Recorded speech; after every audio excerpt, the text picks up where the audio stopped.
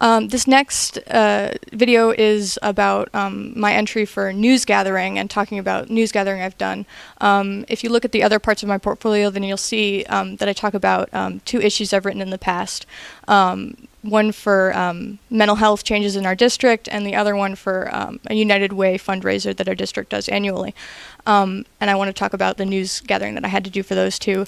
For the Abbey Center Changes to District Mental Health article, I had to do a lot of online research, looking at the articles that had already been written about it to kind of get numbers, figure out, where in the district things were changing.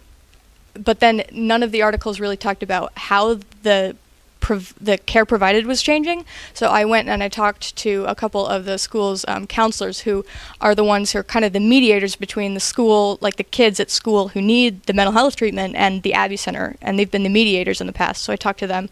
I talked to 2 of our counselors to kind of get the scoop on how things were changing and how that could be harmful to the students. And I really enjoyed doing that. It was actually it was the first news article I ever wrote, and I really liked that I was able to provide, the point of view of the counselors, which hadn't been provided before, but which is really important because they're the people who are interacting with these kids on a daily basis. And I thought that it was a lot of fun to be able to do that.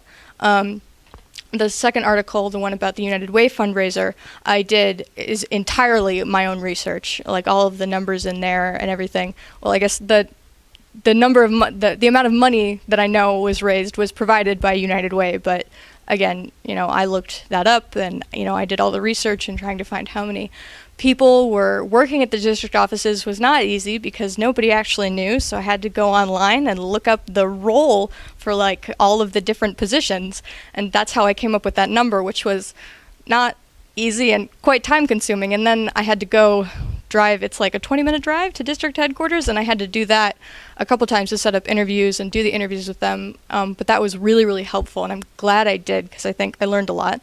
And I also interviewed our school's principal, because in the article I talk about how principals are basically the people who kind of spearhead these fundraising campaigns at each school. The district doesn't actually have a lot to do with it. So I really enjoyed talking to our school's principal. He's been principal here for, I think, 35 years. And